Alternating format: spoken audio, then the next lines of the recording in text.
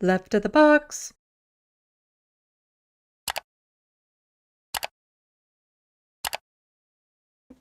So here we have from CTV News. Canada's police chiefs call for more help to deal with increasing number of protests. Aw, the poor things can't handle it. Toronto's policing budget is 1.198 or 89 billion dollars. Uh-huh. So we'll get to this little clip here. Police chiefs from across the country are meeting in Halifax. Of the many issues they're discussing, one is dominating the conversation: how to deal with the growing number of violent protests hitting Canada's streets. CTV's Jonathan McGuinness has more. Keep in mind, when these protests become violent, it's usually because of police engagement and police instigation. They're also crying about all the peaceful protests that happen where, you know, police officers have to go and stand by and things of that sort. But yeah, a lot of the violence that happen at protests are police instigating it and the right wing instigating it. Police chiefs from across the country are dealing with a growing problem. From an operational perspective, police leaders have had to pull dedicated teams away from their regular duties and reassign them to manage protests and demonstrations. The Canadian Association of Chiefs of Police Summit, taking place in Halifax, focused on how global crises create conflict and risk at the local level. Association President Commissioner Thomas Carrick says protests are becoming more aggressive, leading to an increase in verbal and physical assaults against officers. In some countries, Oh no, more people are calling officers names. Aww. Like, the thing is that maybe if you stop terrorizing communities, people would have kinder things to say. But when the organizations that are supposed to protect the communities are the ones often traumatizing the communities, don't act surprised when people call you out on your bullshit. Officers. in some countries, the use of violence is an acceptable vehicle for social change. Through immigration, thousands of people who may have had an orientation towards violence as a means of expression or activism continue to arrive in Canada. So remember what I was saying earlier about like foreign temporary workers and immigrants becoming the target, the scapegoat of a lot of things? Here he just said, oh yeah, a lot of these protesters, immigrants.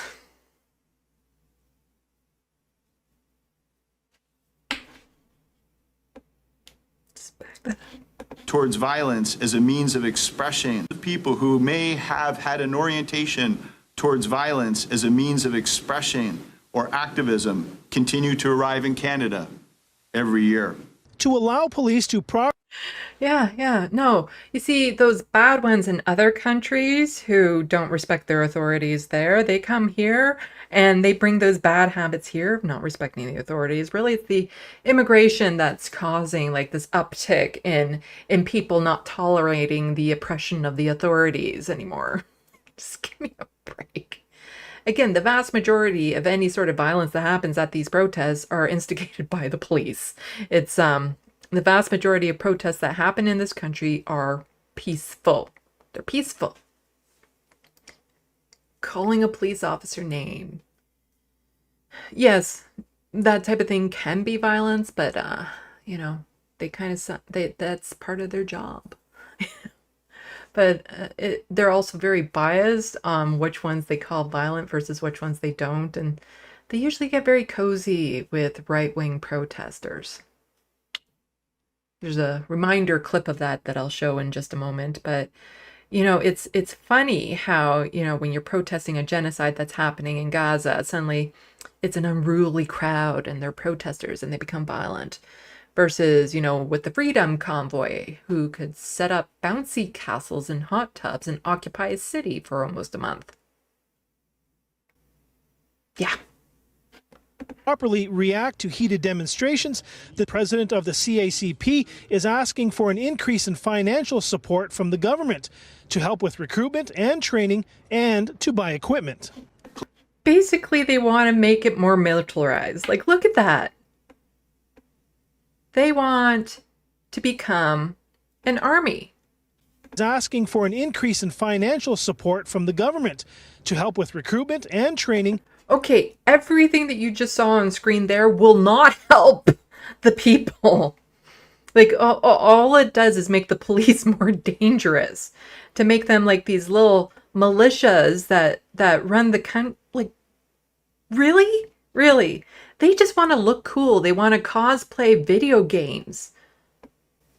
For an increase in financial support from the government to help with recruitment and training and to buy equipment. You see, they see what's happening in the States with the militarization of the police there, with the tanks sometimes that the police services will have, and the Canadian police officers are like, oh, we want to play too. We want those toys too. It's not fair that we can't, brutally repress protests in this country. It's not fair that we can't just like totally take out the protesters here when they become an inconvenience.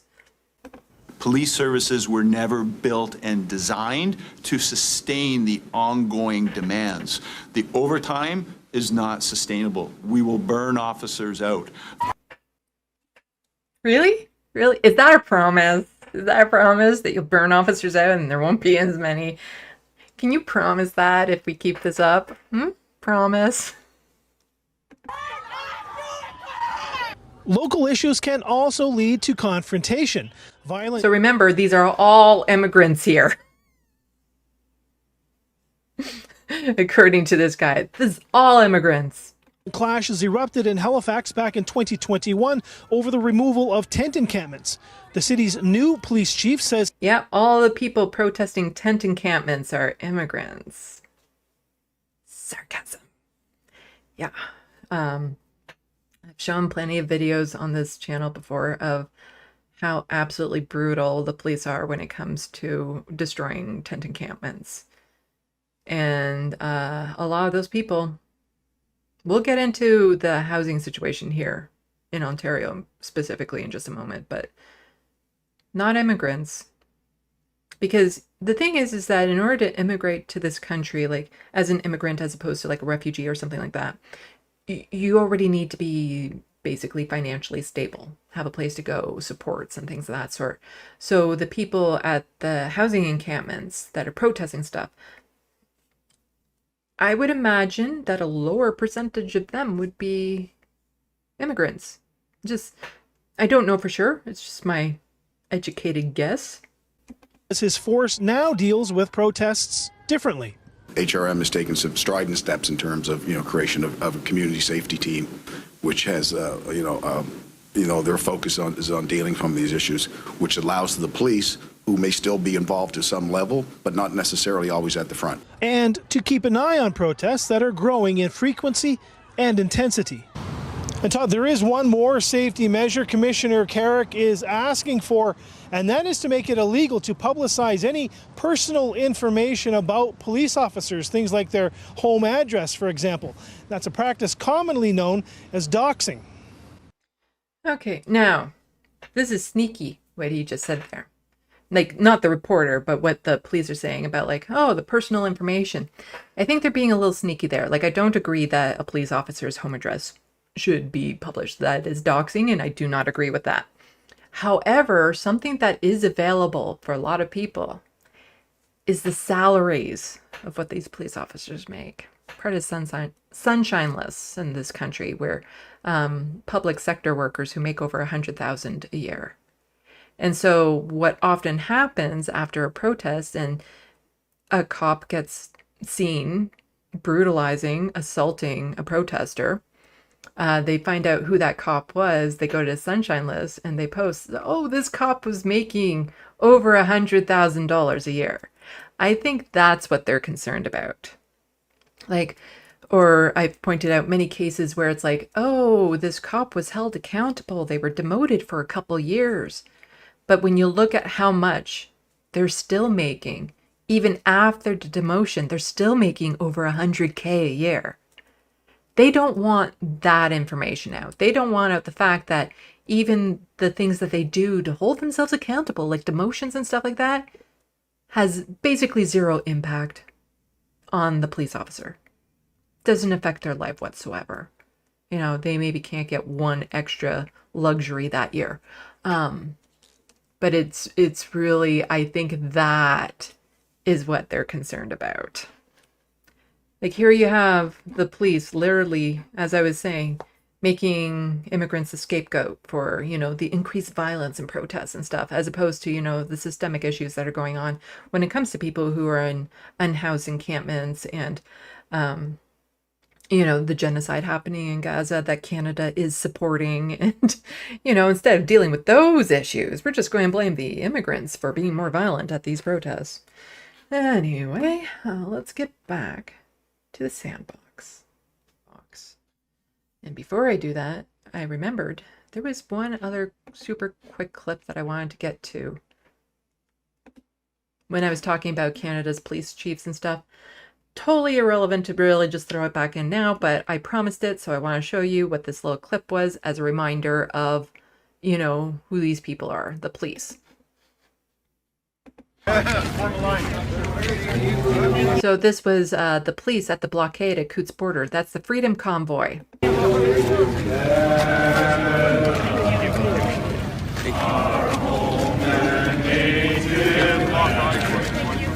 That's them getting all ugly and singing with the right rangers. Reminder at this this particular protesters, this group at the Coutts border, there was a cell within it that actually were targeting to kill some police officers, and they're getting all cozy and friendly with them. Yep, just wanted to give that as a reminder.